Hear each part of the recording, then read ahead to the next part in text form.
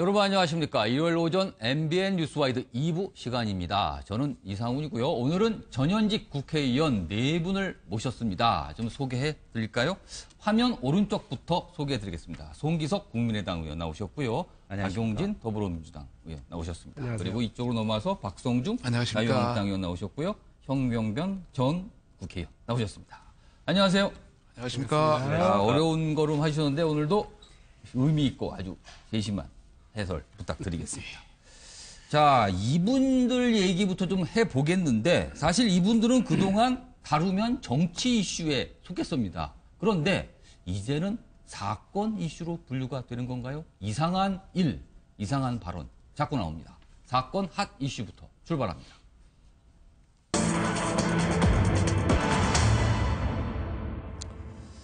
최순실 씨의 딸 정유라 씨와 그리고 그 어린 아들이 사는 서울의 한 건물에 40대 남성이 침입을 해서 강도짓을 벌이다 잡혔습니다. 그리고 그 과정에서 사람까지 다쳤습니다. 정유라와 강도. 도대체 무슨 일일까요? 일단 리포터부터 보고 돌아오도록 하겠습니다. 최순실 씨의 딸 정유라가 거주하는 서울 신사동의 한 빌딩입니다. 어제 오후 3시 5분쯤 이곳에 한 괴한이 침입했다는 신고가 접수됐습니다. 경찰은 곧바로 현장에 출동해 40대 남성 이모 씨를 10여 분 만에 붙잡았습니다.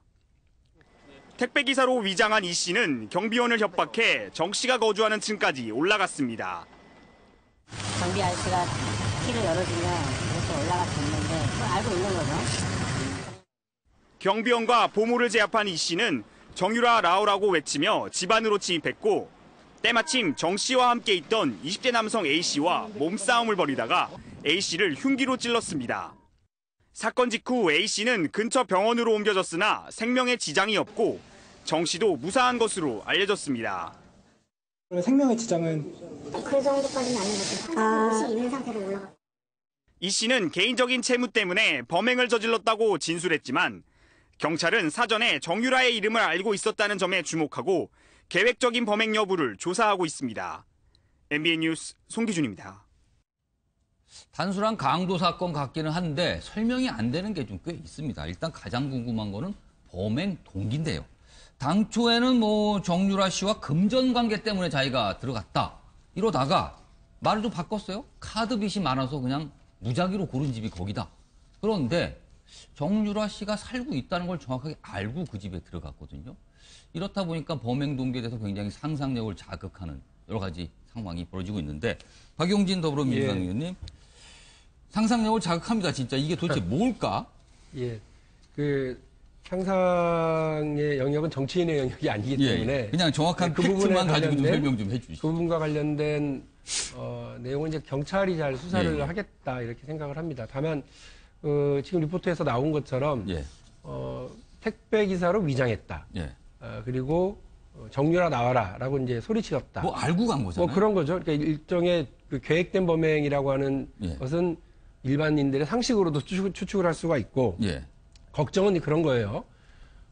이게 만일에 단순한 개인의 범행인지 아니면 뭔가 여러 명이 모여서 모의를 한인지 모르지만 무슨 이렇게 최순실 본인에 대한 악감정 단순히 그런 문제가 아니라 이 모녀에 대한 악감정 정도가 아니라 정치적으로 그 이른바 보수 혹은 박근혜 전 대통령에게 불리하게 돌아가고 있는 이 상황에 정유라 씨의 증언이 상당히 결정적이었잖아요. 특검에게 상당히 협조적이었고요. 그런 측면에서 정유라 씨라고 하는 되게 중요한 그 증인에 대해서 이게 이제 어떤 입을 다물게 하기 위한 협박이 됐든 아니면 실제 위해를 가하게 하는 것이든 간에 아주 좋지 않은 신호다라고 생각을 합니다. 그래서 이 정유라 씨에 대한 이 중요 증인에 대한 보호 조치라든지 아니면 필요한 사안들이 있었어야 되는데 그런 면에서 상당히 허술하게 지금 방치해 놓은 건 아니냐. 이렇게 개인적인 원한이든 아니면 조직적인 위해를 가하기 위한 조직적인 행동이든 간에 이런 부분으로부터 중요 증인을 방어하기 위한 노력들을 경찰 당국과 사법 당국이 해야 되겠다 이런 생각을 합니다. 네. 송기석 국민의당 의원님. 네. 법조이시셨습니다. 관련된 부분 박용진 의원께서 다 이야기를 했지만. 그러니까 경호 문제도 사실은 좀 생각해 볼 문제 같기도 하고. 예, 맞습니다. 무엇보다도 정유라 씨는 실제 이재용 부회장 재판에서 이재용 부회장이 최순실 씨 관련돼서 그걸 몰랐을 리가 없다. 말 관련돼서 다 알고 지원한 거 아니냐라고 굉장히 어머니의 기대에는 아주 반하는 그런 증언을 했단 말입니다. 그래서 아직까지는 뭐 범행 동기라든가 다음에 과연 공범은 있는지 이런 거에 대해서 지금 수사 초기 단계이기 때문에 뭐라고 뭐 많은 상상을 할 수 있지만 그 상상을 방송에서 말로 표현하기는 적절하지 않은 것 같습니다. 상상은 많이 되나 좀 언급하기가 좀 그러네요. 사실. 네, 그렇습니다. 근데 한 가지 좀 분명한 것은 가장 어떻게 보면 그 앞으로 이재용 부회장뿐만 아니고 최순실 박근혜 전 대통령의 재판에서 가장 중요한 증인 중에 한 분인데 적어도 증인 보호 관련돼서 좀 소홀히 하지 않았느냐라는 그 점을 제가 부분이 좀 그래요? 지적하고 싶습니다. 여기서 지금 사실 떠오르는 게 정유라 씨도 결정적 증인이었지만 또 고용태 씨도 있고 여러 가지 그 관련된 사람 많거든요. 이런 분들에게도 혹시라도 이거 좀 이상한 상상일 수 있다. 혹시라도 이런 유사한이 또 벌어지게 되면 이거는 글쎄요. 단순히 그냥 돈만 갈취하려는 강도일까? 자꾸 의문이 들기도 합니다. 그렇지만 아직은 벌어지지 않았기 때문에 조심스럽긴 합니다. 그리고 이 사건에 대해서는 지금 경찰이 계속 수사 중이고요. 아직까지 정확한 내용이 없기 때문에 섣부른 판단하기 좀 빨라서. 좀 이야기를 좀 한번 하고 싶은데. 아, 그러세요? 박성준 사용자님께도 바로 듣기 요청합니다. 두 분께서 뭐 여러 가지 어떤 정치적 범행 동기 뭐 이런 것까지 약간 그럴 수도 있다. 그런 것이는데 범행이라는 것은 가장 중요한 범죄라든지 범행 관계는 팩트 위주로 해야 되니까 누구 상상을 가지고 들어갔으면 절대 안 된다. 이런 말씀을 우선 드리고 싶고.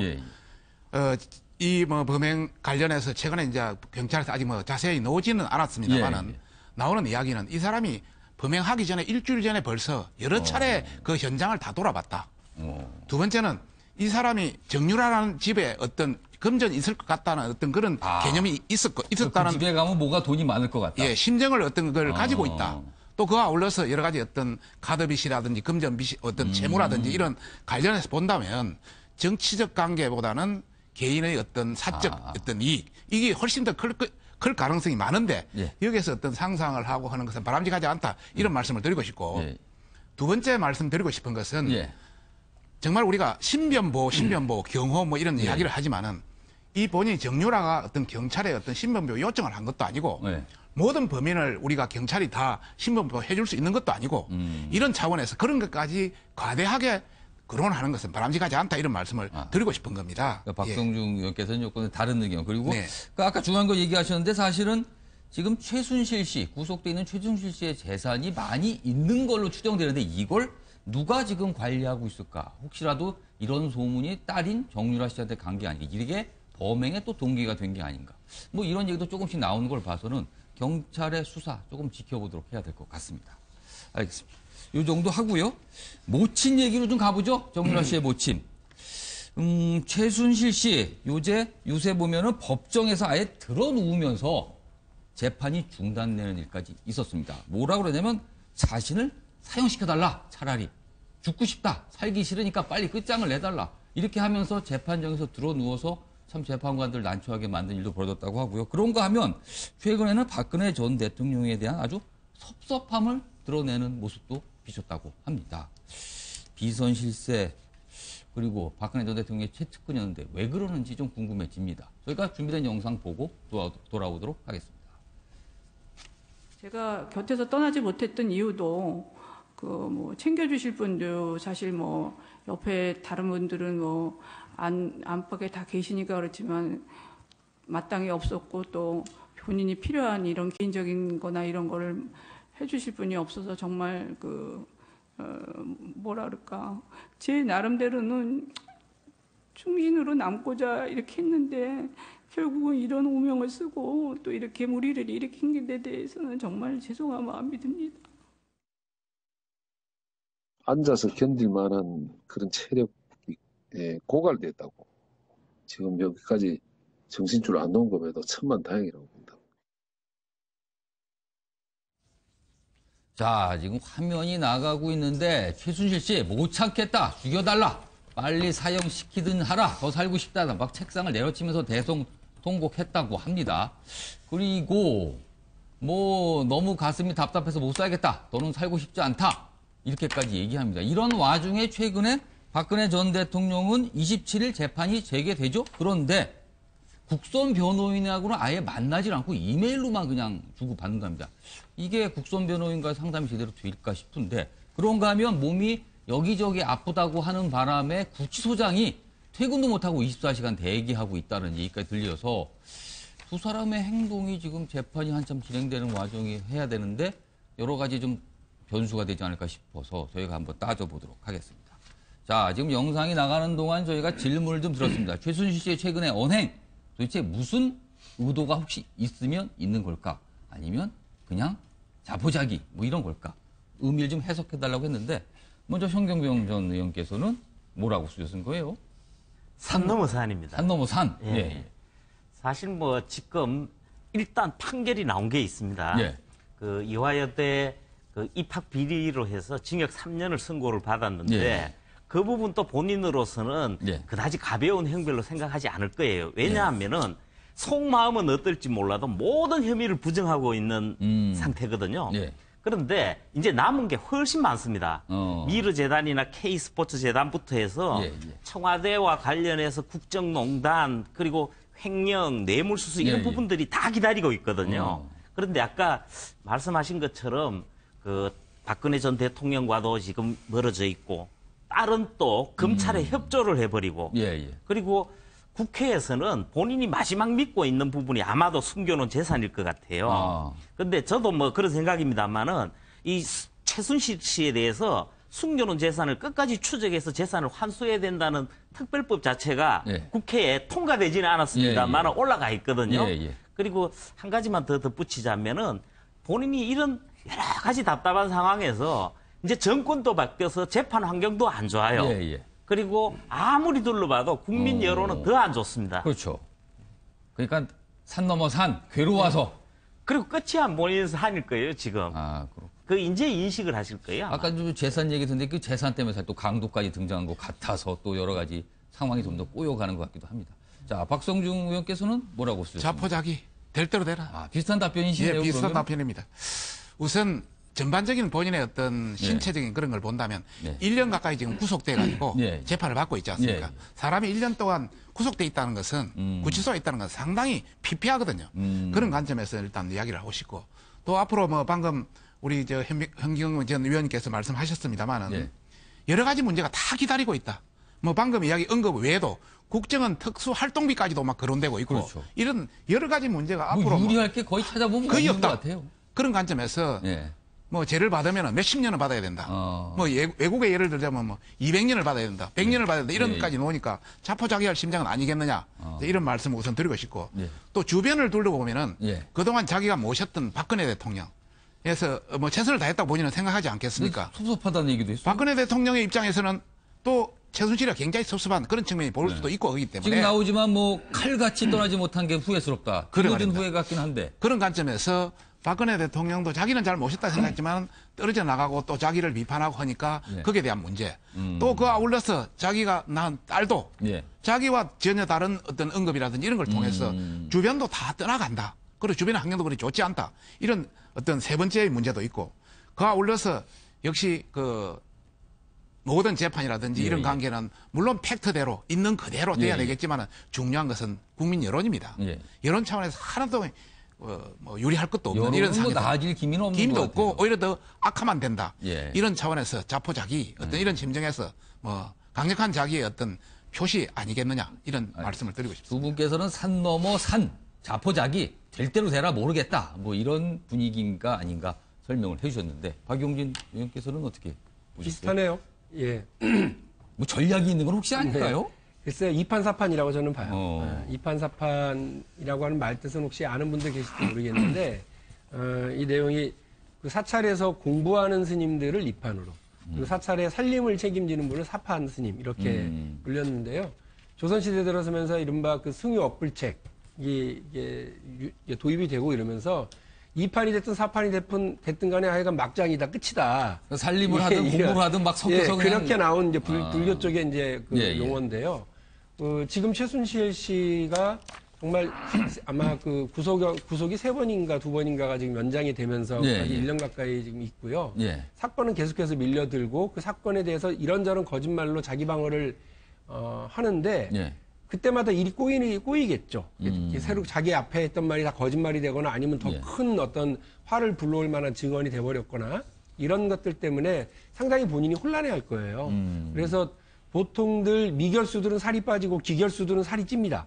이미 이제 끝났으니까 이제 자기 남은 형만 잘 형을 받으면은 저 살이 찌기 시작하는. 차라리 그러니까 재판이 진행되고 검사로부터 취조를 당하고 이러는 과정에서는 살이 쭉쭉 빠지는데 빠졌나요, 최순실 씨가 지금? 뭐 제가 볼 때는 지금 상태가 아주 좋은 상태가 아니라는 얘기죠. 그런데 오히려 차라리 기결수가 되고 형을 확정받고 나면 이런저런 게 이제 자포자기도 되고 이제 편해지는데 지금 상황은 지금 어떻게 본인이 해야 될지를 모르는 상황일 것 같아요. 그리고 화면 최근 모습이긴 한데 뭐 마스크를 갈아서 상태는 잘 모르겠습니다.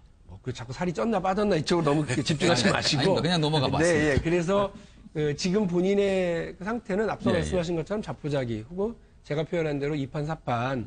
그래서 그냥 뭐 말도 막 하고 법정에서 거의 떼 쓰는 형태로 나타나고 저러는 것이 아닐까 싶습니다. 그러니까 변호인 설명대로 정신적으로 거의 패닉 상태 가깝게 가 있다. 그런 것 같아요. 이런 게 아닐까 지금 해석을 해주셨는데, 자 송기석 의원님, 사실 여러 가지 발언 중에 있어야 본인이 어떤 자포자기 심정을 드러낸 것도 있지만 박근혜 전 대통령에 대한 섭섭함을 드러냈다는 얘기가 계속 나오고 있거든요. 이거는 본인은 지금까지 박근혜 전 대통령을 위해 살았다라고 주장을 했던 사람인데 지금 본인이 피폐해져서 그런 건가요? 예, 아마 저는 뭐 정신적 공황 상태라고 이제 표현을 했는데요. 그보다 앞서서 우리 이 팀장님 같은 답이 예상되는 것은 한 2분 정도만 물어봐도 될 것 같습니다. 예. 물론 이제 제가 볼 때는 박근혜 대통령과 최순실 씨가 서로 상대방에 대해서 생각하는 게 다른 것 같습니다. 자기는 지금까지는 서로 상대방을 위해서 최선을 다했다고 생각하는데 아마 지금 상황에 있어서는 서로 상대방에 아마 배신감을 느끼고 있는 거 아닌가 이렇게 보여지고요.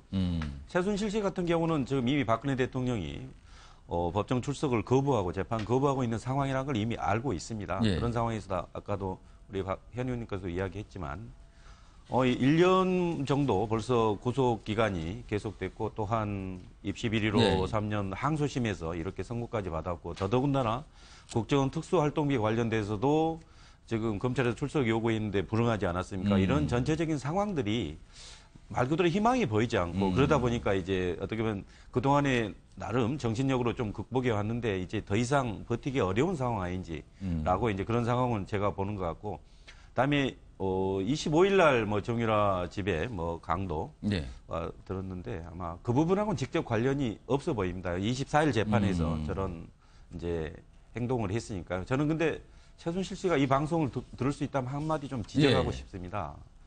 최순실 씨가 이 정말 국정농단에 끼친 그 해악은 너무도 큽니다. 국민들에 대해서도 최소한의 일말의 양심, 책임감이 있다면 이런 행동은 바람직하지 않고요. 진정한 반성 그리고 용서를 구하는 속죄한 자세가 더 필요하다고 이렇게 꼭 이야기하고 싶습니다. 송기석 이렇게 요 질문 좀 추가로 좀 제가 드릴게요. 27일부터 사실 박근혜 전 대통령에 대한 재판이 재개가 되거든요. 그렇지만 지금 사실상 국선 변호인과는 접촉을 안 하고 있거든요. 그렇죠. 그렇다면 이것은 어떻게 되는 겁니까? 보이콧이 되니까 또 출석을 안 할 가능성이 많아 보이는데 향후 재판은 그럼 어떻게 되는 겁니까? 맞습니다. 지금 국선 변호인들이 아직 한 번도 박근혜 전 대통령을 이메일 정도나 주고받고 얼굴을 본 적이 없다고. 그러니까요. 이제 계속 접견 의사 표시를 이렇게 전달했는데 박근혜 대통령이 응답하지 않고 거부하고 있는 상황입니다. 이제 27일부터 다시 재판이 시작될 텐데요. 제가 이제 봐서는 향후 재판은 결국 박근혜 대통령은 이게 출석 거부, 결국 재판 거부 입장을 계속 유지할 걸로 보이고 그러면 결국 불출석 상태에서 이른바 걸석 재판이 계속 이루어질 수밖에 없는 그런 상황인 것 같습니다. 물론 본인이 뭐 재판 자체에 현재 재판부에 대해서 뭐 이제 구속기간 갱신한 거에 대해서 뭐 불신 이런 거 표현할 수 있지만 저는 일국의 이 통치권자, 그러니까 대통령을 지냈던 분으로서 이런 행태는 바람직하다고 생각하지 않습니다. 적어도 법치주의 이 하에서는 적어도 박근혜 대통령 역시 법을 지켜야 될 국민 중에 한 분 아니겠습니까? 그러니까 최소한의 저는 좀 정말 국민에 대한 예의도 아니라고 생각합니다. 저는 형사소송법적 절차를 준수를 해서 법정에 출석하는 게 마땅하다고 봅니다. 박근혜 전 대통령이 이 방송을 좀 보실 수 없는 상황일 것 같아서 조금 당부 말씀을 드렸는데 어떨지 모르겠습니다. 자, 이 얘기는 여기서 정리하고요. 다음 주제로 좀 넘어갈 텐데 아무래도 이건 오늘 나온 네 분께서 의견이 첨예하게 좀 갈리지시 않을까 하는 주제입니다. 세월호 선체에서 뼈 조각이 발견됐다는 소식. 그런데 5일간 은폐인지 아니면 진짜 오판에 따라서 그냥 알지 않은 건지 모르겠습니다. 이게 전달이 안 된 상태가 뒤늦게 알려졌습니다. 그래서 지금 파문은 계속 번지고 있는데 먼저 관련 영상부터 보고 돌아오도록 하겠습니다. 여러모로 이런 합리적 추론을 해보니 이런 은하 그리고 다행히의 유해 가능성이 극히 높다. 그런 상황에서 장례식을 앞두고 극도로 심리적인 상태가 불안하셨는데 장소를 실내로 오래 바꾸면서 정신이 하나도 없었습니다. 죄송하지만 그래가지고 미처 끝까지 좀 생각이 미치지 못했습니다. 뼈쪽으로 나왔다고 하게 되면은 취소할까봐 내 생각이지만은 그를 말을 안 한 것 같아요. 정권이 바뀌고 달라진 것이 도대체 뭐가 있느냐. 어떤 의미에서는 오히려 악화되지 않았느냐 하는. 대통령이 못하시더라도 누군가가 이렇게 컨트롤을 하고 이것을 조치하고 이런 기능이 없는 저는 아주 무능한 아마추어 정보다. 책임 문제는 실무자만 물으면 되는 겁니까? 다시는 이런 일이 생기지 않도록 만드는 게 저희 책임이라고 생각을 하고 최선을 다해 나가겠습니다. 그러고도 제가 또 다른 책임을 져야 된다 그러면 그때 가서 다시 판단하도록 하겠습니다. 근데 그 지시가 만 하루가 걸려서야 진행이 됐어요. 예. 이거는 납득할 수 없는 거 아닙니까? 그래 이게 매뉴얼에 위반되는 것도 알고 계셨죠? 이게 방해 행위라는 것도 알고 계시죠? 저는 그 당시에 그렇게까지 생각은 하지 못했습니다. 대통령의 사과는 물론이고 해수부 장관의 해임까지도 가야 될 사건이라고 저는 보고 있습니다. 촛불 민심으로 탄생했다는 현 정부가 국민을 상대로 이런 야바이 짓을 했다는 것이 도무지 믿어지지 않습니다. 정말 진정으로 그 희생자와 그 가족들에 대해서 정말 아픈 마음을 가지고 이 문제에 진지하게 해왔더라면 저는 도저히 이해할 수가 없습니다. 세월호 유골 은폐에 대해 세월호 희생자 가족과 국민 여러분께 깊은 사과를 드립니다. 20일 날 저녁에 지시를 하고 지시가 그대로 이행될 줄로 알고 그 다음 날 22일까지 확인을 못했던 것은 제 부찰입니다. 재발 방지 대책을 만들고 그리고 나서는 인명권자와 무엇보다 국민의 뜻에 따라서 제 진퇴 여부를 결정하겠습니다. 이번 파문과 관련한 정부 관계자들의 여러 가지 설명과 사과, 해명, 그리고 이에 대한 정치권의 비판 한꺼번에 딱 들으셨는데, 자, 네 분의 답변을 한 분씩 보겠습니다. 제가 답변을 방송에 나간 동안 과연 이 파문은 은폐로 봐야 될 것인가 아니면 단순한 오판으로 봐야 될 것인가, 그리고 이 문제에 대한 책임 처리는 어느 정도까지 가야만 될 것인가를 적어달라고 했는데, 자, 박용진은 예. 어떻게 적으셨습니까? 뼈 아픈 일이고요. 이런 실무진의 오판 때문에 이런 일이 벌어진 것에 대해서 국민 여러분들께 여당 의원의 한 사람으로서 정말 죄송스럽다는 말씀을 드립니다. 예. 입이 10개라도 할 말이 없는 일이 벌어진 거기 때문에 그렇습니다. 그리고 이와 관련해서 정치적으로 어떤 이득을 얻기 위한 그런 논쟁으로 가지는 않았으면 좋겠습니다. 정부를 얼마든지 질책하시고요. 또 잘못된 부분에 대해서 저희 여당에서도 이 부분에 대해서는 책임을 추궁하고 어떻게 이런 일이 벌어졌느냐라고 이야기를 하고 있기 때문에 그렇습니다. 다만 자유한국당에서 처음에 첫날, 그 다음 날이죠. 다음 날 대통령의 사죄와 김영춘 장관의 사퇴를 이야기하고 홍준표 대표께서 정권을 내놓아야 될 일이다라고 이야기를 하신 걸 들으면서 저는 그 마음 한켠으로는 걱정도 됐고요. 정쟁화되지 않을까라는 걱정도 있었습니다만 또 한편으로는 참 다행스럽다는 생각을 했었어요. 다행. 예, 왜냐하면 자유한국당이 여당 시절에 얼마나 세월호 진상규명이라든지 또 그 유가족들의 마음을 달래는 일에 있어서 해방을 놓은 일이 많았습니까? 그리고 일을 못하게 했던 일이 얼마나 많았습니까? 또 이전 정부가, 박근혜 정부가 진상규명을 방해하고 온갖 관료들이 이 부분에 대해서 가족들에게 못할 짓을 한 게 한두 번이 아니지 않습니까? 아, 이제 이런 일이 끝났겠구나. 이제 더 이상 그 진상규명을 해방하는 정치 세력은 없는 거구나. 이제 국회가 한 마음이 돼서 정부가 제대로 못한 일들에 대해서 바로잡을 수 있겠구나 하고 기대를 했었고요. 또 그 세월호 2기 특조위 구성과 관련된 법안도 통과가 됐죠. 막 여러 가지 그 어려움 속에서도 막판에 자유한국당도 참여를 해서 공동 발의 형식으로 발의가 됐어요.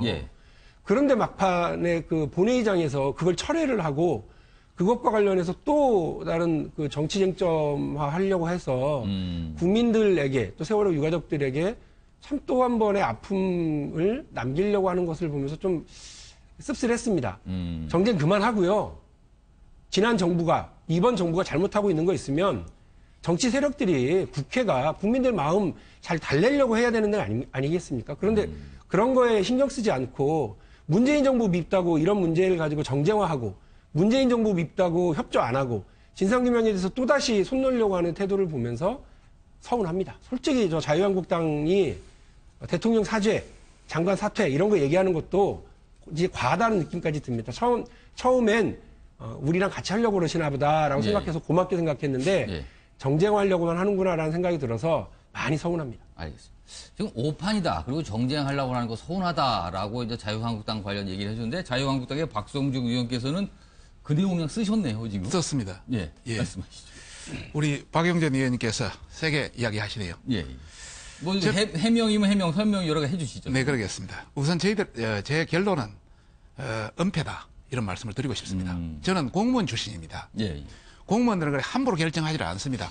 이번 11월 17일 날 이 발견된 것이 한 사람만 알았냐? 그건 아닙니다. 발견될 때 코리아스 LBG 작업자가 알았습니다. 그 다음에 국방부에서 파견된 원사가 알았습니다. 그 다음에 현장 수습본부 수습팀장이 알았습니다. 그 다음에 그 위에 바로 과장이 알았습니다. 협력과장이. 그 다음 김현태 부본부장이 알았습니다. 본부장, 그날 바로 알려진 사람은 6명이 알고 있습니다. 이걸 어떻게 숨길 수 있겠습니까? 공무원들은 바로 보고합니다. 이 중요한 사항은. 그런 관점에서 이 보고 체계상 충분한 응폐가 충분히 가능하다는 말씀을 첫 번째 드리고 싶고, 두 번째는 세월호가 얼마나 중요한 사건입니까? 이 세월호 사건 때문에 그 단초가 돼서 박근혜 전 대통령도 거의 물러난 사건이나 마찬가지 사건이거든요. 세월호 유가족뿐만 아니라 전 국민이 관심을 가지고 지켜보는 사항입니다. 지금 현재 현장수습본부라는 사람들은 현장수습본부의 임무는 바로 여러 가지 어떤 유골을 발견하는 게 임무 아닙니까?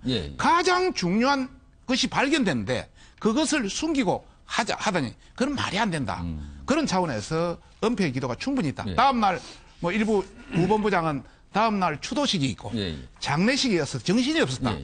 그것은 핑계, 변명에 불과하다는 말씀을 드리고 싶어요. 은폐로 보신다는 거고. 그러죠. 처리는 그럼 어떻게 잠깐만요. 그 다음에 이런 중요한 사항은 공무원들의 어떤 국장급 밑에 부국장급 수준에서 결정할 문제가 아닙니다. 정치적으로 결정해야 됩니다. 이런 거는. 그런 관점에서 충분히 보고됐는데 꼬리 자르기 식으로 전체적인 결정이 지금 진행되고 있을 가능성이 충분히 많다. 그래서 저희들은 전체를 은폐로 본다. 이런 말씀을 드리고 싶고. 자, 뭐 방금 우리 그 위원님께서 박영진 의원님께서 자유한국당에 대해서 섭섭한 걸 말씀하는데 저희들이 언제 세월호에 대해서 조사를 방해하거나 또 뭐 하거나 이런 차원을 한 건 아닙니다. 조사는 정정당당해 진상규명을 하라. 다만 지금까지 경찰을 통해서 해수부를 통해서 또 검찰을 통해서 또 진상조사위원회를 통해서 각가지 조사가 다 이루어졌습니다. 국민의 세금이 들어갈 만큼 많이 들어갔습니다. 그런 관점에서 더 이상 확산하지 말고 뭔가 하자 이런 차원에서 저희들이 주장한 것이지 우리가 이것을 단순히 방해하고 이런 것은 추호도 없다. 지금이라도 제대로 하라 이런 말씀을 드리고 싶다는 말씀을 드리고 싶고요. 자, 두 번째 문제 김영춘 장관의 사퇴 이 관련 문제는 발언 시간이 조금 많이 넘으셔가지고 죄송합니다. 간단히 하겠습니다. 속도를 내주세요. 전반적으로 이거는 전 국민에 미치는 영향이 너무나 중요하고 여러 가지 은폐 의혹이 충분히 있기 때문에 이것은 장관이 책임지고 나가야 된다. 왜? 17일 날 했는데 장관은 21일 날 4일 뒤에 알았다. 그 자체로도 문제다. 그리고 본인이 20일 날 지시를 했는데 21일 날 개고 이루어진다. 이것도 장관의 지시가 안 먹히기 때문에 전체적으로 그것도 문제다라는 말씀을 드리고 싶고 또 이런 방금 아까 말씀드린 대로 중요한 보고책에서 충분히 사전에 들었을 가능성이 많다. 예. 이런 관점에서 전체적인 조직의 책임을 장관이 지는 것이 누가 지는 공무원을 지게 하는 것은 말이 안 된다. 이런 차원에서 장관은 당연히 물러나야 되고 7시간 늦었다고 전직 대통령은 물러났습니다. 상당한 단초가 돼서 5일이 지연되는 것에 대한 것은 대통령도 사죄를 해야죠. 당연한 사항입니다. 이것은. 알겠습니다. 자, 지금 두 분 말씀을 들었는데 아주 다르게 지금 나왔습니다. 송기석 국민의당 의원께서는 어떤 생각을 갖고 계십니까? 예, 일단 이 사건은 은폐가 분명합니다. 전체적인 과정을 한번 보겠습니다. 16일 날 미수습자 가족 5분이 이제 목포신앙을 떠나겠다고 발표했습니다. 추모식 장례식 치르고 이제 떠나겠다 했잖아요. 그 이유는 뭐겠습니까? 7월 24일 날 유해가 수습된 이후로 세월호 거기 목포신앙 현장에서는 하나도 한 점도 수습이 되지 않았습니다. 그래서 더 이상 포기한 거죠. 그런 상태에서 발표하고 나는데 바로 다음 날 이제 손목뼈로 추정되는 또 더더군다나 현장에서 사람뼈로 사실상 사람 뼈다라고 이렇게 이야기까지 했습니다. 맞죠? 그런데 그러면 17일 날 발견했잖아요. 그러면 18일 날 장례식을 치렀습니다. 해수부 장관이 현장에 왔어요. 목포신앙에. 근데 그 자리에 와서도 보고를 안 했어요. 그 6월 발견을 모르는 상태에서 왔죠, 장관이. 그러니까요. 그리고 이제 20일 날 장관께 보고가 됐다는 건데 더더욱 또 웃기는 것은 21일 날 국무회의에 또 보고도 안 했어요. 총리나 대통령께. 그리고 22일 날 이제 드디어 언론 취재가 들어가자 그때서야 사과 내고 해명을 합니다. 자, 지금 목포신앙에서 그 정말 미수습자에게 유해한 점은 얼마나 소중한 겁니까? 온 국민이 함께 기다리고 있는 겁니다. 유해한 점이 없어서 유품 태워가지고 장례식 치른 거 아닙니까? 그러면 17일 날 발견됐으면 그걸 은폐한 것의 이유가 뭡니까? 당연히 혹시 이게 미수습자 유족에게 통지하면 다시 더 수색하자, 해보자. 그 여론이 뻔히 일어날 테고 그러면 다음 장례질 때 좀 늦어질 테고 이런 정말 한심한 생각을 했어야 되겠습니까? 이건 정말 유족들을 다시 한번 가슴 아프게 한 겁니다. 자, 그러면 어떤 조치, 이 책임에 대한 묻는 걸 구체적으로 좀 하면 어떻게 돼야 될까요? 그 과정 한 번만 더 설명드려. 왜 이 의심을, 합리적 의심을 하게 되냐면 그동안에 유해 발굴될 때마다, 발견할 때마다 거의 30분 내에 조사위원회, 유족 다 통지했어요. 굉장히 빠르게 통보를 했습니다. 그리고 그 매뉴얼도 그대로 있다고 합니다. 그렇습니다. 그래서 저는 정말 해수부 자체에서 진상조사한다고 하는데 사실 좀 이 과정 보면 믿기 어렵습니다. 그렇기 때문에 좀 감사라든가 아니면 이거 그 조사법원이 위계에 의해서 방해한 게 명백해 보이거든요. 아니면 바로 수사에 착수해야죠. 그래서 명백하게 진상조사를 밝히고 그에 따라서 응분의 책임을 져야 된다고 생각합니다. 응분의 책임이라는 것은 먼저 일단 문재인 대통령이 어떤 분입니까? 진상규명해라고 이 광화문 광장에서 단식한 분입니다. 이런 대통령이 이제 집권했고 또한 장관까지 또 바뀌었습니다. 이런 이 새 정부 바뀐 게 뭐가 있습니까? 그러면 하나도 없지 않습니까? 그래서 대통령께서도 사과하시고 다음에 진상조사 낱낱이 밝혀서 그에 대해서 응분의 책임 다 져야 됩니다. 해수부 장관께서도 진퇴를 다시 한번 생각해야 된다고 봅니다. 알겠습니다. 이 문제에 대해서는 박성준 의원과 송기석 의원께 약간 교집합이 있는 것 같습니다. 자, 그리고 현경병 전 의원께는 보니까 지금 비슷한 내용을 쓰신 것 같아요. 그래서 추가 질문을 하나 드리면 그 내용 짧게 좀 설명해 주시고요. 사실은 일각에서 지금 여당 내에서도 사실 김영춘 장관이 해수부 조직을 장악하지 못해도 이게 벌어진 일이 아닌가. 공무원들한테 뭔가 소위 말해서 패싱을 당했다, 장관이. 보고를 못 받았기 때문에 이런 말이 나오거든요. 그 문제까지 아울러서 좀 설명 좀 해주시죠. 먼저 지난 2014년 4월부터 우리가 다시 생각을 해야 됩니다. 그 사건이 났을 때에 참사라 그랬고 국민이 다 슬퍼했고 그런 중에 박근혜 전 대통령에게 책임을 물었단 말이에요. 근데 사실은 수습의 당사자가 아닙니다, 대통령은. 그렇지만 그 일을 발단으로 해서 촛불 집회가 이어졌고 대통령이 퇴진하면서 조기 대선하면서 정권까지 교체가 된 사안입니다. 사실 굉장히 큰 이슈가 된 거죠, 이게. 이 부분을 정치적으로 접근해서는 안 된다는 것은 제가 볼 때는 말이 안 되는 거예요. 그래서 그리고 다시 이제 또 더 현장으로 돌아오면은 이 부분을 오판이라고 하게 되면은 나중에 지금 정부 여당은 정말 곤욕 치를 겁니다. 이 사건 현장부터 보면 아까 말씀하셨듯이 손목뼈가 발견이 되고 유골이 수습되는 거에서 현장에서도 사람의 것이라는 것은 충분히 확인이 가능합니다. 그리고 날짜별로 보면은 은폐의 그 합리적 추론이 충분히 가능합니다. 이 처음 발견된 날이 17일 오전입니다. 오전.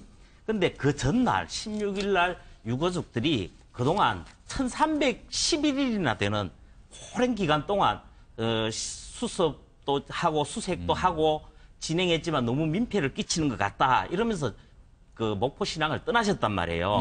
이런 상황이었는데 이게 발견됐을 때에 저는 그렇게 봅니다. 본인은 이게 사람 뼈인지 아닌지 그 몰랐기 때문에 늦췄다 그랬거든요. 근데 이 부분이 오판이라는 그 쟁점인데 성립이 안 될 거라는 것이고 은폐라는 부분을 합리화시켜주는 부분이 바로 이 부분인데 그러니까 다 이 부분이 혹시 유가족이 떠나지 않거나 또 그 다음 날이 또 장례일입니다. 18일이. 그리고 또 장례 문제를 관련해서 또 하고 또 이제 수색도 이 정도에서는 마무리되어야 되지 않는 나름대로 지친 부분은 뭐 이해 못할 바는 아니지만 그런 부분에 대해서도 다시 재검토가 될 가능성이 많습니다. 그런 차원에서 빨리 듣고 가자. 이런 차원에 그리고 유가족과 국민 차원을 고려하지 않은 부분 아니냐. 그런 부분이 있고요. 그리고 아까 장관 퇴직 사퇴 문제 같은 경우는 저는 뭐 수순상 당연히 전개될 거라서 별로 더 언급하고 싶지도 않아요. 아예 당연하다고 그냥 보시는 거네요. 아니 그럼요. 사실은요. 우선 한번 보세요. 두 가지 부분만 저는 설명하신 부분에서는 한 거는 저는 빼고 20일 날 알았단 말이에요. 그러면요. 이 사안이었으면 바로 대국민 성명 발표가 있었어야 돼요. 그리고 대통령한테 바로 보고를 해서 대통령이 이 부분을 추스르게 이런 수순으로 갔어야 되는 거예요. 그러니까 그 실무 공무원의 차원을 언급하는 것은 성립이 되지가 않습니다. 그 이후의 과정만 해도. 저희 지금 잠깐만 한 가지 아까 저랑 이제 박성중 의원님하고 생각이 같다고 그래서 한 가지 교집합이 있다. 교집합인데 다른 부분이 제가 이제 말씀 못 드렸는데 사실 뭐 박성중 의원님이 너무 크게 이렇게 현 정권을 나무랄 만한 상황도 아닌 것 같습니다. 왜냐하면 사실 선체 조사위 이거 출범 때부터 지난 정부에서 좀 더 협조했고 그다음에 뭐 세월호 이렇게 인양 작업도 좀 더 적극적으로 했고 나아가 지금 우리 그 유가족들이 계속 지적했습니다. 이철조 본부장이라든가 이 김현태 부본부장에 대해서 좀 너무 소극적이다 이런 지적들을 했었거든요. 유가족들이 약간 그 불만을 갖고 있죠. 그랬었죠. 그래서 일정 부분 또 책임도 있다는 걸 제가 한마디 아니 요건 제가 발언 기회를 좀 이따 드릴게요. 아니 한마디만 조금. 아니 잠깐. 조금 야당 이따가. 세 분이서 조금 이따 얘기를 드릴게요. 더 하시면 제가 어떻게 자, 지금 박용진 사실은 지금 세 분께서는 교집합이 많습니다. 근데 다만 이제 박용진 의원께서 아무래도 반론을 하셔야 될 것 같아서 제가 기회 드리겠습니다. 예, 일단 세월호 이 진상조사하는 과정에서 우리 유가족들이 이전 정부에게 대했던 태도와는 좀 다르게 지금 보고 있는 측면도 눈여겨보실 필요가 있어요. 그러니까 유가족들의 전체 의견은 아닙니다만 어쨌든 이것에 대해서 의도적인 조직적인 은폐로 보고 있지는 않는 것 같고요. 또 김영춘 장관의 사퇴를 원하지 않는다라고 발언하신 유가족들도 계십니다. 이전 정부에 대해서 다르게 하는 것은 적어도 사람이라고 하는 건 진정성에 대해서는 알거든요. 그러니까 이런 뼈아픈 일이 벌어져서 여당으로서는 입이 10개라도 드릴 말씀이 없겠다라고 말씀을 제가 전제했습니다만 그럼에도 불구하고 자유한국당을 필두로 해서 야당에서 이렇게 이걸 정쟁화시키려고 하는 것에 대해서는 저는 동의 못하겠어요. 저 역시 이 문제에 대해서 가장 극렬하게 얘기하던 사람 중에 한 명입니다만 이 문제를 가지고서 옳다구나 잘 됐다라고 생각하는 때를 만났다는 듯이 이렇게 얘기하는 것, 특히나 자유한국당이 그렇게 얘기하는 것에 대해서는 정말 손톱만큼도 동의할 수가 없어요. 알겠습니다. 왜냐하면 자유한국당이 여당이었을 때 보여줬던 태도 우리 국민들이 다 알아요. 그 얘기를 제가 박성중 의원께 질문 좀 드리겠습니다. 제가 하고 그리고 답변을 해주시면 되겠습니다. 아까 지금 두 분께서 이렇게 자유한국당 얘기 좀 해주셨는데 제가 추가로 할 거는 사실은 과거 이제 세월호 이 참사가 본격적으로 불어져 여러 가지 조사 그리고 지난해 같은 경우 세월호 문제가 이제 박근혜 전 대통령하고 엮여서 같이 이제 벌어졌을 때. 자유한국당이 받았던 비판이 굉장히 사실 거셌습니다. 그 당시에 나왔던 발언 중에는 왜 자꾸 유가족들의 가슴을 아프게 하느냐. 그리고 굉장히 중체대한 일인데 이거를 왜 자꾸만 덮으려고 하는 이런 얘기를 자유한국당이 많이 들었는데 최근에 자유한국당 지도부에서 이 비슷한 내용들을 지금 요 6월 은폐와 관련돼서 하고 계시거든요. 그래서 일부 여론은 자유한국당이 과거에 본인들이 받았던 비판을 잊어버린 것이냐 이런 지적도 사실 합니다. 그래서 요 질문과 지금 두 분께서 해주신 얘기에 대한 해명을 좀 해주세요. 네. 우선 우리 박용진 의원이 말씀하신 정쟁화. 자유한국당이 마치 이것을 아무 사건도 없는데 전체 국민을 상대로 정쟁한다. 저희들은 그런 생각 초도 없습니다. 있는 사건 팩트 그대로 국민들한테 알려서 국민들이 판단하고 국민들이 느낄 수 있도록 하는 것이 혹시 저희들의 임무고. 당의 입장에서는 이거 문재인 정부를 비판할 좋은 기회가 온 게 아닌가 이렇게 또 판단하시는 건 아닌가요? 그런 것도 아닙니다. 그런 관점에서 말씀드리고 싶고 우리는 있는 그대로를 말하고 싶다. 두 번째, 야당의 제1야당의 가장 큰 목표라 할까. 제1야당의 가장 큰 임무는 정부나 여당이 잘못했을 때 이것을 건전하게 비판하고 뭘 해서 정말 대한민국이 양축으로 보수와 진보의 양날개 축으로 해서 대한민국이 건전하게 잘 되고 하는 게 저희들의 목적입니다. 제1야당의 주 이유가 바로 정부와 여당을 적절하게 비판하고 또 해줄 건 해줘서 정말 전 국민이 알게 하도록 해서 똑바른 방향으로 가다는 게 하는 게 목적이다는 차원에서 큰 타이틀로 말씀을 드리고 싶고요. 참고로 저는 초선이기 때문에 그 전에 이전 거는 잘 모릅니다만은 그러나 전반적으로 지금 자유한국당 홍보본부장을 맡고 있고 또 전체적인 그런 걸 대변하는 입장에서 본다면은 우리 자유한국당도 여러 가지 스펙트럼이 있습니다. 예를 들어 스펙트럼이 크게 본다면 한 3스펙트럼이 있는데요. 예를 들어서 완전한 친박의 박근혜 대통령을 그래도 아직은 굉장히 따르고 하시는 분도 계시고 또 온건한 친박 세력도 있고 또 중도적인 친박 세력도 있습니다. 이런 다양한 목소리가 내재되어 있기 때문에 어느 한 목소리만 가지고 당을 대변한다 이렇게는 안 했으면 좋겠고요. 저희들의 전체적인 의도는 세월호를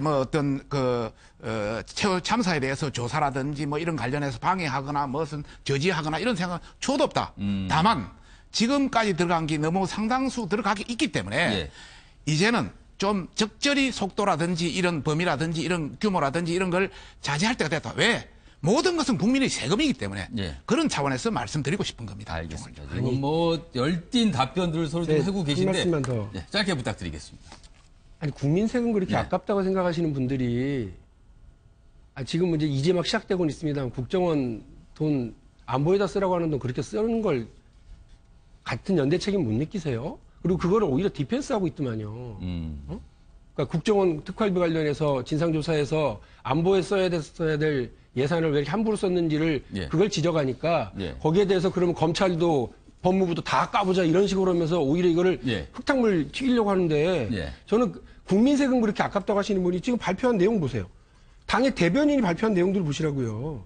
무조건 그냥 장관 해임부터 얘기하고 국무총리 앞세운 사과는 필요 없다? 알겠습니다. 이렇게 얘기하시면서 제가 한마디만 얘기는 좀 들으셨으면 한마디만 더 얘기는 좀 들으셨으면 지금 박용진 의원께서 갑자기 이 논쟁의 주제를 확 넓히셨는데 요 관련해서 송기석 의원께 짧게 하시고 그리고 박성주 의원께서도 짧게 제가 그 지적하려고 하는데 지금은 이게 세월호 현장에서 6월 수습 과정에서 은폐 이 여부에 대해서 좀 지적하고 있고요. 저는 이걸 바로 또 민주당하고도 좀 생각이 다른 게 이걸 정쟁화?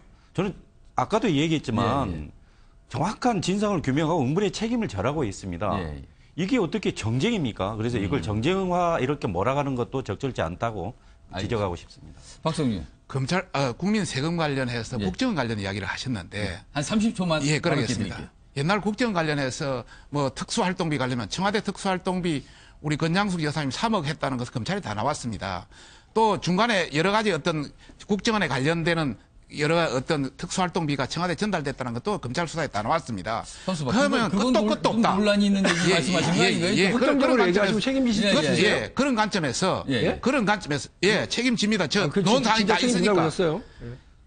그런 관점에서 하면 끝도 없다. 그래서 앞으로 우리가 제도적 차원에서 이것을 개선하고 전반적으로 해야 되는 차원인데 계속 알겠습니다. 더 이상 말하지는 않겠습니다. 하고 이 정도 되면 국민들이 다 느낄 수 있기 때문에. 하고 요거는 아마 시청자들께서 판단을 해주셨으면 좋겠습니다. 정경빈 전 의원도 발언 안 들으면 섭섭하실 것 같아서.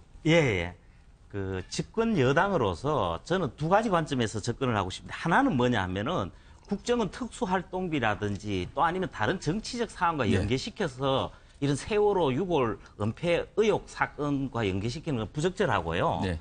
그리고 또 봐야 될 부분이 이 사건을 이제 다시 우리 이 부분에 집중해야 되는데 예. 조용히 가자든지 덮고 가든지 예, 이 부분은 곤란하다고 봅니다. 예, 예. 다행히 사회적 참사법이 이번에 통과가 돼서 진상조사를 하겠습니다만은 이 부분도 당연히 포함이 돼야 됩니다. 그리고 그에 따른 책임도 묻는 수순은 당연히 진행돼야 되겠죠. 제가 아까 마무리 못해서 한 말씀 마무리요.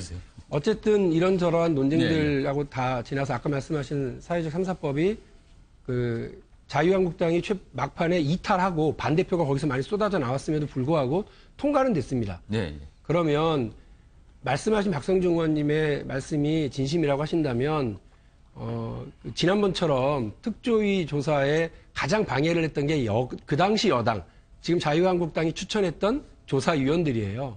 그러니까 이번에는 그런 분들 추천하지 마시고 좋은 사람들로 진심을 가진 사람들로 해서 진상조사하고 또 세월호 유가족들과 국민들의 아픔 치유할 수 있도록 협조를 좀 많이 해주셨으면 고맙겠습니다. 그렇게 이 정도 당부를 하겠습니다. 자, 저희가 정유라, 최순실 모녀를 다루면서 약간 가볍게 시작했는데 굉장히 지금 두 분위기가 뜨거워졌습니다. 자, 본격적으로 정치 핫 이슈로 이번에 넘어가도록 하겠습니다. 자, 이 정치 핫 이슈 저희가 준비한 거는 뭐냐면 임관빈 석방, 전병헌 기간, 우병우 노상 압수수색. 최근에 쭉 벌어진 일이죠. 이거 관련된 이슈로 넘어갑니다.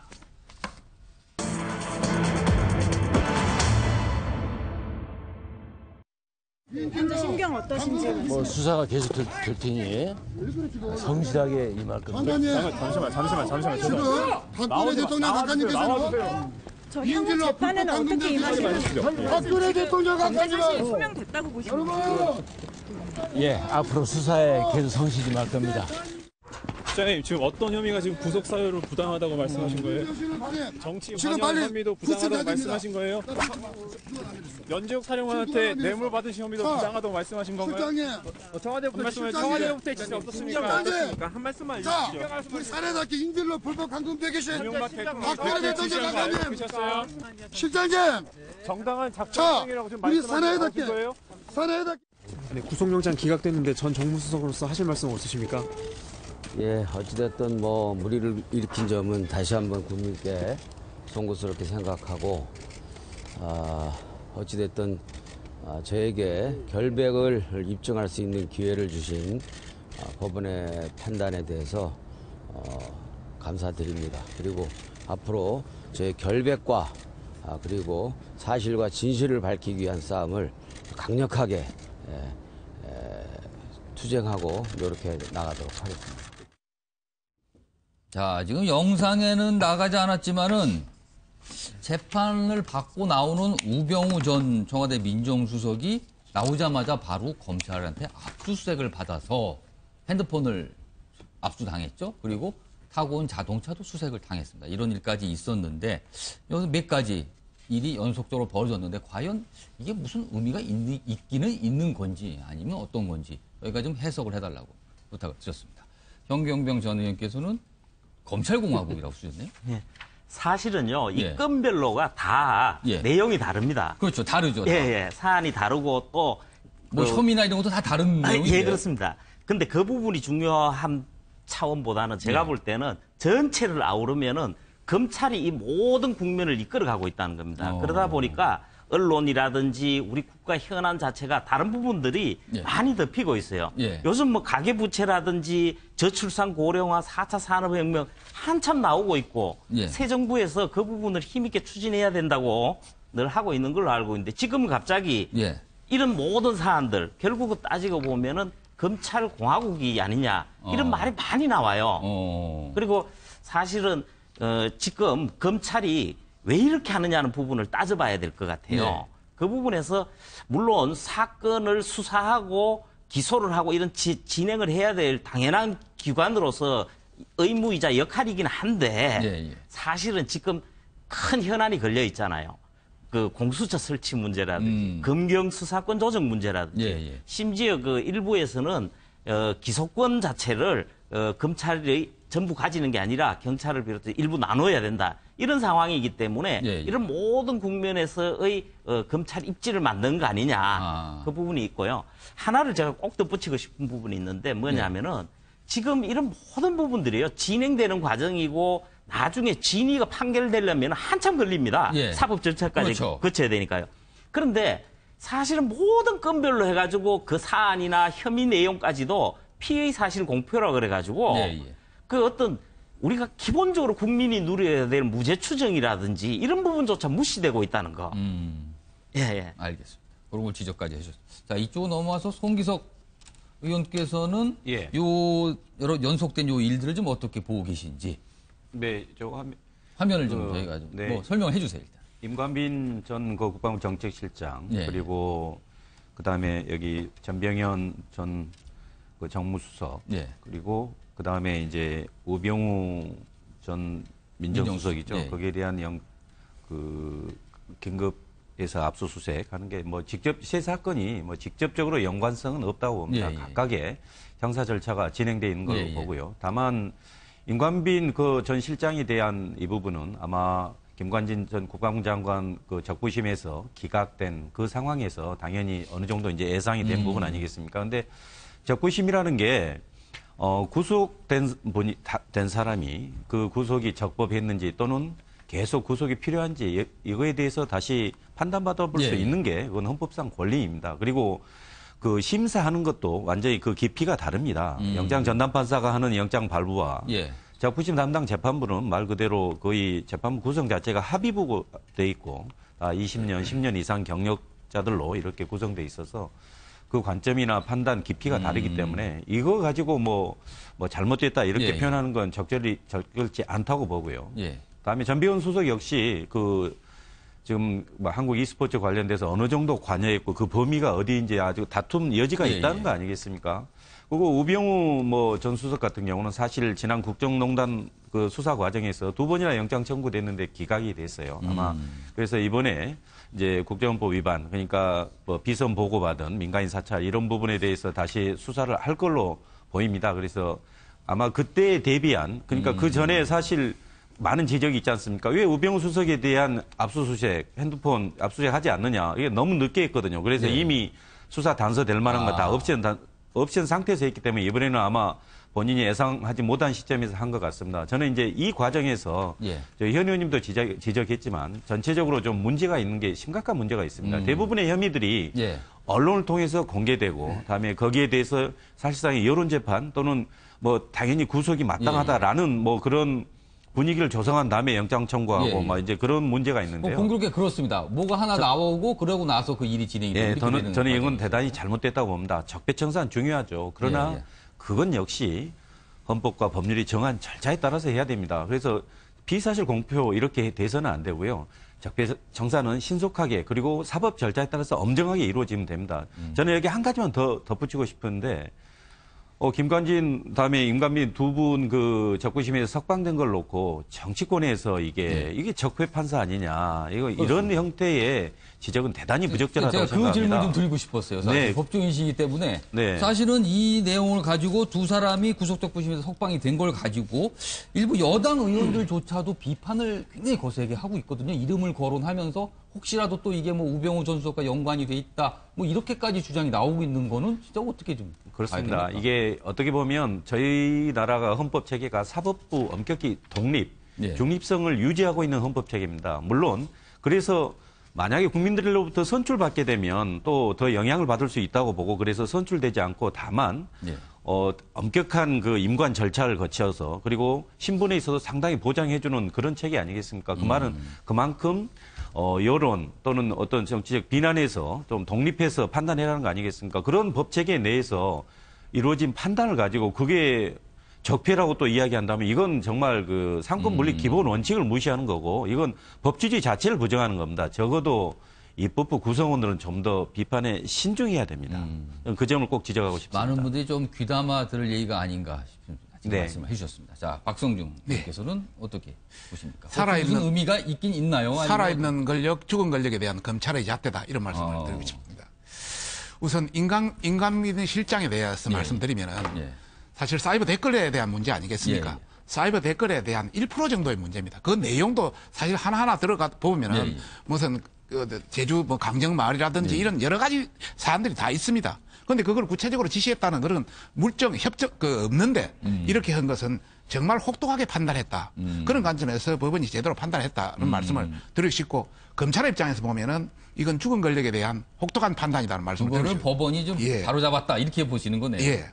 두 번째 전병헌 전 수석에 대한 문제는 뭐 좀 더 구체적으로 나와야 되고 또 전병헌 수석이 제 친구입니다만은 그런 여러 가지 관점에서 본다면은 좀 수사가 미진한 측면도 있다. 솔직히 말해서 검찰이 좀 잘못한 건가요? 수사를? 3년 전부터 여러 가지 이야기가 많이 나왔고 또 실제 최근에 뭐 여러 가지 신문지사에서 그대로 믿을 수는 없습니다만은 이런 관점에서 보면 여야를 맞춤하기 위한 수사의 어떤 형태를 취한 거 아닌가 검찰이 뭐 구속을 하기는 했지만은 의심을 가진다. 거죠? 그래서 법원에서 쉽게 그냥 영장 판사가 그걸 해주는 거 아니냐.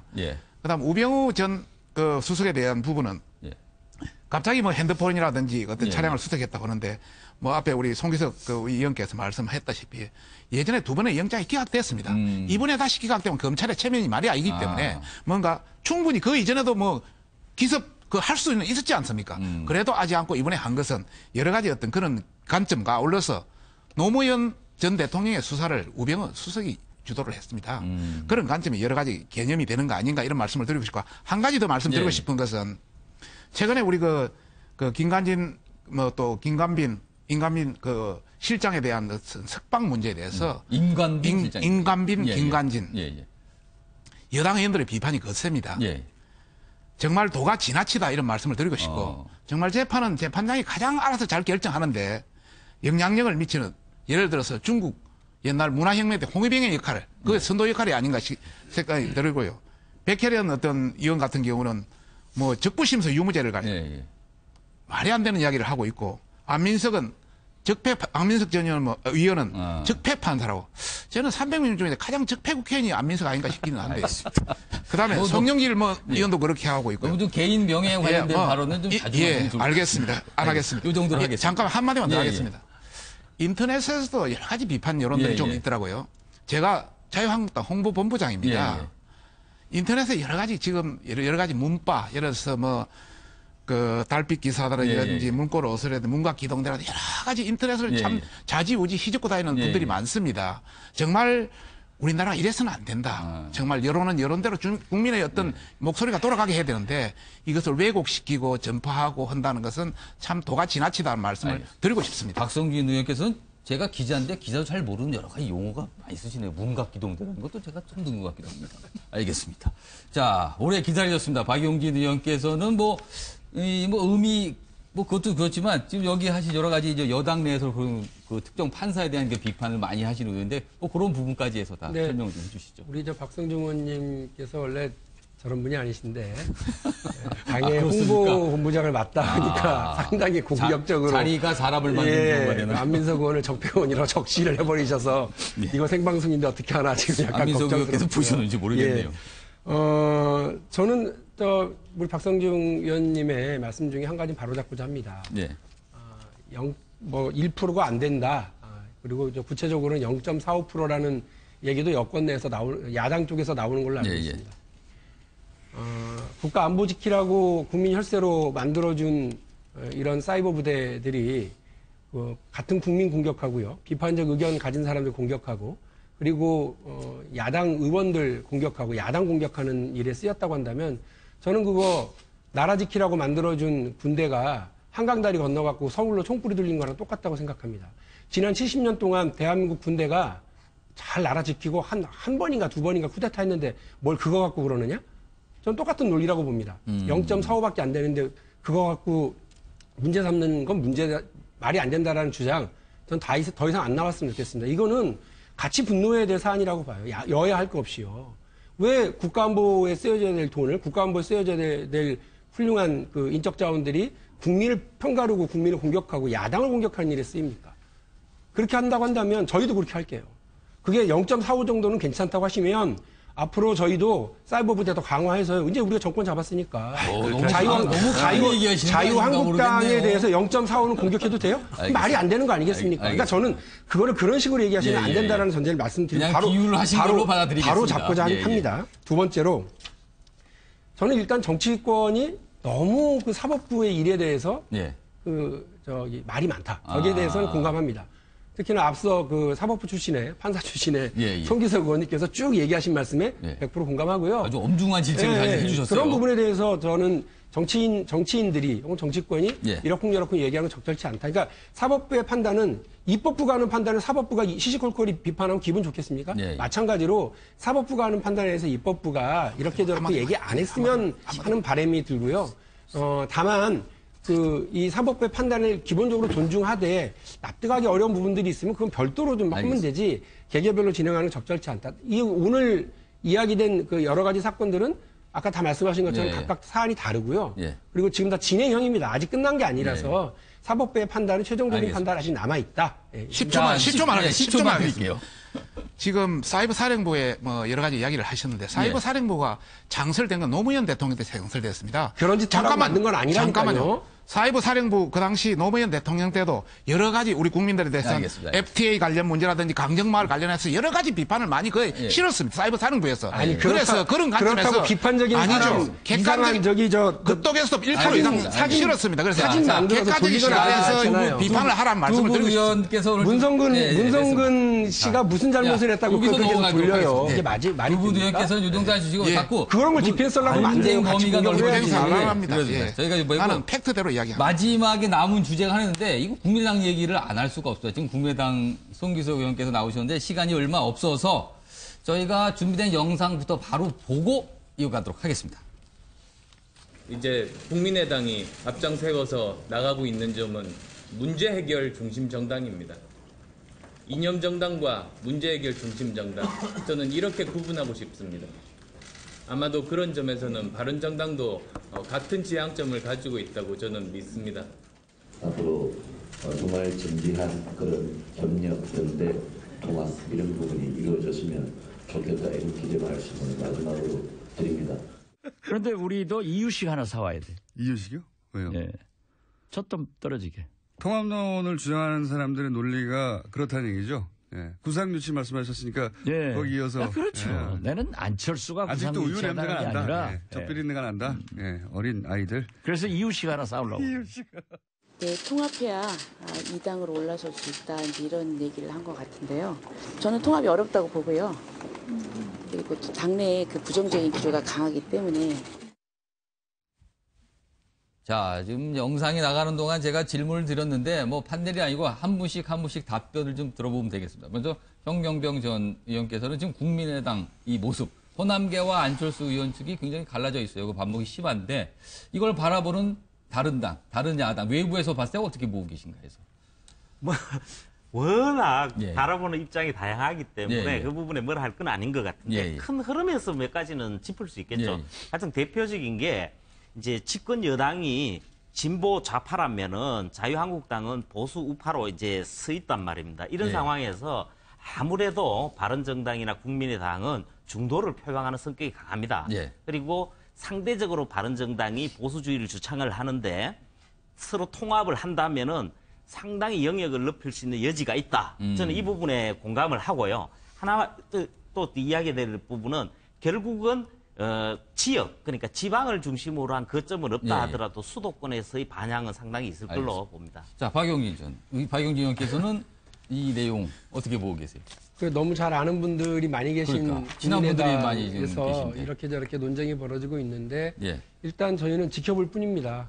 일부에서는 강 건너 불구경하는 거 아니냐 싶은 얘기도 있는데 혹시 국민의당 분에서 이렇게 민주당 넘어오는 걸 내심 당분들은 기대하시는 건 아닌가요? 근데 넘어왔다고 한들요. 그게 그러니까 저희가 151을 넘길 수 있는 숫자가 된다면 모르지만 그렇지 않다고 그러면 넘어와도 의미가 없다. 제3당이 주도하는 그 국회 주도력은 뭐 1당과 2당이 둘 다 과반을 못 놓고 있기 때문에 어쩔 수 없는 상황입니다. 그래서 저희는 이 문제가 어떻게 펴질지 좀 고민하고 있는 중입니다. 자, 박성준 의원께서는 한 30초 정도 발언하셨어요. 어떻게 봅니까? 국민당 내부의 여러 가지 구성원을 보면 역시 물과 기름이 섞여 있다. 가치관과 이런 게 상당히 다르기 때문에 결과적으로 많은 사람들이 뭐 언론에서 그렇게 평가를 합니다만은 그 호남 쪽 분들은 분당대에서 민당 쪽에 많이 갈 것이고 나머지는 바른정당과 합쳐서 제3당으로 가지 않겠느냐는 그 어떤 평가가 대세더라고요.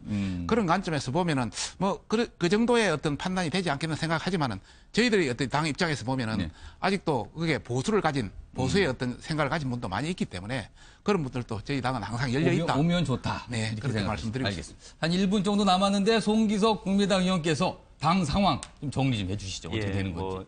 새 당 의원님들께서 저희 당 많이 걱정해 주셔서 감사합니다.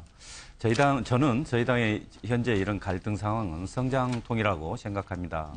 오늘 토론에서 보셨듯이 우리 박성중 의원님, 자유한국당 의원님하고 우리 박용진 의원님 많이 좀 싸우지 않습니까? 네. 그래서 저는 가능하면 이제 오늘 많이 싸웠습니다. 네, 싸우는 정치 하지 말고 정말 문제 해결 중심으로 그렇게 해서 새로운 정치를 만들어 보자. 그러니까 중도 개혁을 해보자라는 겁니다. 그래서 구체적으로 안철수 대표가 이제 원하는 것은 그런 중도 개혁을 표방하면서 좀 더 좌우로 넓히면 개혁 보수도 함께 할 수 있지 않나라는 생각이고, 그러나 이른바 호남 중진 몇 분들은 거기까지 과연 우리가 그 외연 확대가 가능하겠느냐, 그건 어렵지 않겠느냐, 그렇기 때문에 DJ 정신과 다르다 뭐 그렇게 이야기하는데요. 저는 DJ 정신은 본질적으로 중도 개혁 그런 정신입니다. 그래서 그걸 이어서 저희가 이 성장통을 이겨내고 정말 좌우의 중심이 되는 정당으로 이렇게 성장하겠습니다. 예. 자, 지금 마지막까지 뭐 여러 가지 당상 설명하셨는데 결국은 두 분 싸우지 마라. 이게 또 귀에 쏙 들어옵니다. 오늘은 여기까지입니다. 시청해주신 여러분 고맙습니다.